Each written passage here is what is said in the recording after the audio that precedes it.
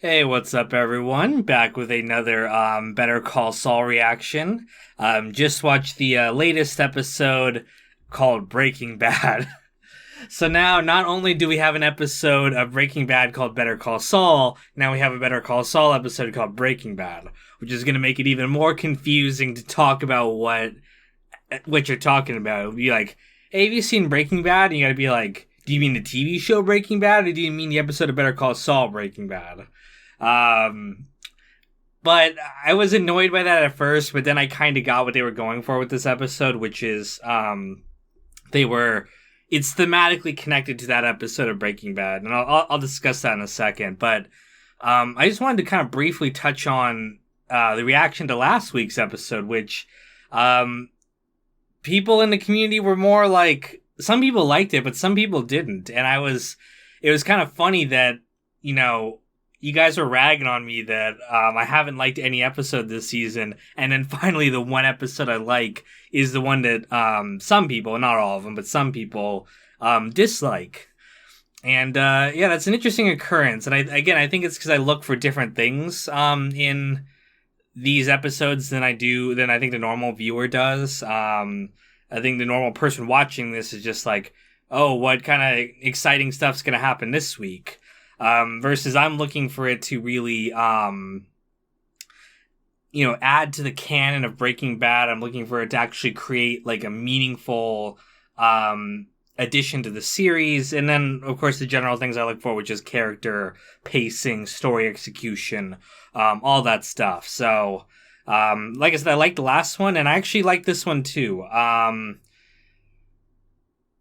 I have some issues with it, but I thought overall it's an interesting concept for an episode. So what happens here is that,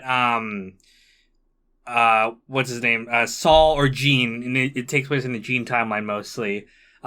He calls, Francesca, his old secretary, and gets the lowdown of, if the cops are still looking for him or not. And we get again confirmation that Walter White is dead. I know some people like to argue with that, just like to argue that Tony Soprano's not dead. But the difference is, here in Breaking Bad we have multiple confirmations. The El Camino movie, they confirm he's dead. Here they confirm he's dead as well. Although I think they use some different word. I don't think they said dead. I think they're like, now that the maestro ate it or something, which I think some people could argue, he didn't say dead, so it's not dead. Like, shut the fuck up, okay? He's dead. But now that Walt's dead, Jesse's gone. They mentioned the El Camino movie because they found his car near the border, which was the plan. Spoiler for that movie, you guys know the review's coming. But we'll talk about that at a later date. And I don't know if they mentioned anyone else. I don't know if they mentioned Mike. They must know Mike's dead, though. But anyway, I'm getting off track here.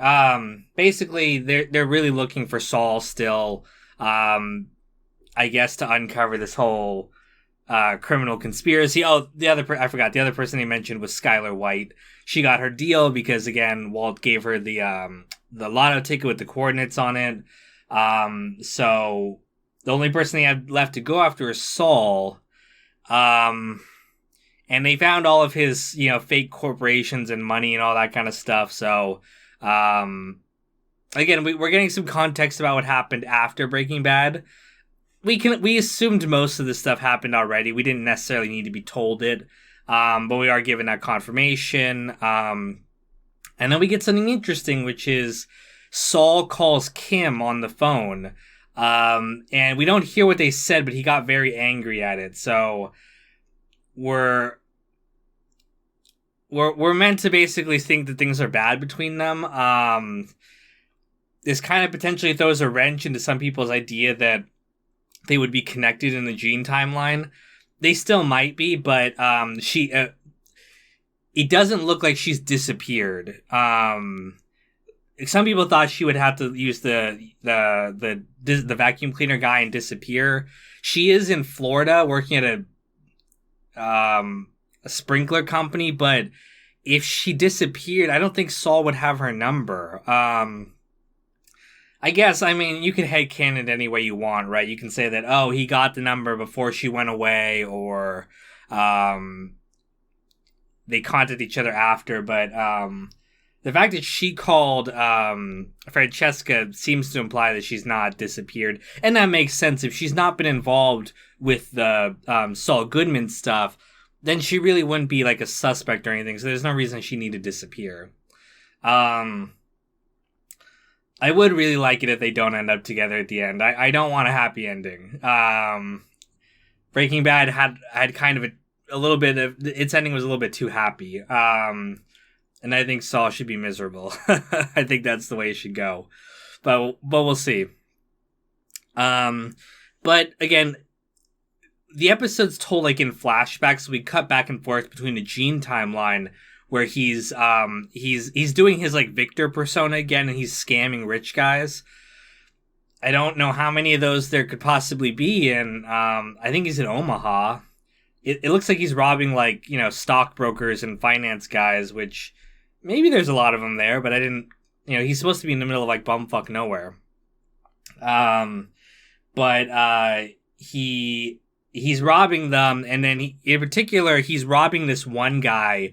Most of them are like implied to be assholes, but this one guy's like dying of cancer. He's a nice guy, and we're seeing how far Saul has fallen.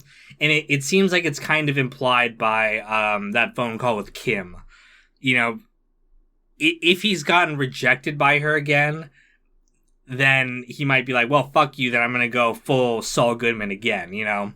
That's his kind of reaction to any kind of emotional trauma. So that does make sense. And yeah, even his buddies are like, yo, do you really want to rob this guy? Like, why? But again, we're seeing him kind of trying to just go back to his old slippin' Jimmy ways. But like I said, this episode's also cut between flashbacks to the Better Call Saul episode of Breaking Bad. So it's like pottery. It rhymes. It's like pottery. If you guys know that meme. It's a Star Wars meme, but it's supposed to be mirrored. And my one criticism of this episode was that the actual new scenes that they filmed for we get the Walter White and Jesse Pinkman cameos in this episode. My criticism is the scenes that they filmed for this don't really they don't add anything to the show. And this is slight spoilers for my El Camino review, but I felt the same way about the scenes, the flashback scenes in that one. I didn't feel like they actually added anything to, they weren't like, oh my god, this scene changes everything. And I think that's a testament to how good Breaking Bad was. The show was so perfectly paced that it's like, there's nothing else to add into here, you know? There's no extra details that make the show better. Like, they said everything they needed to said. And so all this extra stuff is not really like, I'm not like, oh my god, this is so cool, this recontextualizes Walter White or Jesse or anything. We get a scene of them in the meth lab, which I think I didn't bring this up in that episode, but or maybe I did. When I did the Breaking Bad log for when they get the RV crushed in Breaking Bad, there's a line where Saul doesn't know what RV they're talking about is, which didn't make sense then because he had been transported in the RV, and it really doesn't make sense now that we get an extended scene of him interacting. So it wasn't like they put the blindfold back on him and took him back to the office. You could have headcanoned it that way, that he never saw the inside of the RV, but it really doesn't. He's like picking up beakers and shit in here, so it really doesn't that line doesn't make sense where he's like, what RV? But yeah, I mean, the scene, it's just it's really like that scene at the end of El Camino. Like, I'm like, okay, it's cool, we see Walter White again, we see Jesse Pinkman. This isn't really doing anything for me, at least in terms of Breaking Bad. Now, I understand, though, what they're doing conceptually in this episode. The title is, of course, Breaking Bad. It's what Walt did. It means to kind of, like, become a bad person, become a criminal, like, let hell break loose kind of thing.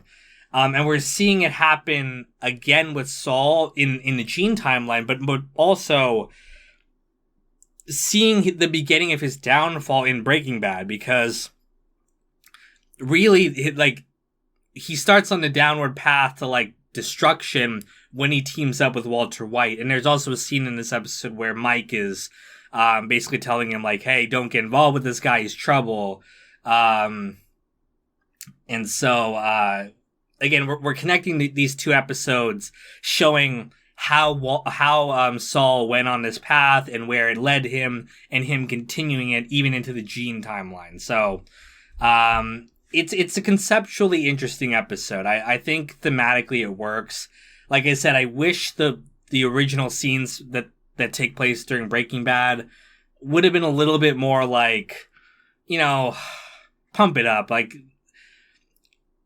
it just, I don't know, it didn't feel like Breaking Bad to me. It just felt like Breaking Bad fan fiction, if that makes sense. Like, this seems like something someone would write about on, like, fanfiction.net. Like, it just doesn't seem authentic to the dialogue and all this stuff that the original show did. And some of that's, the characters look different, they're older. Some of it's the lighting and the fact that they're filming it on digital versus film. You absolutely can tell the difference.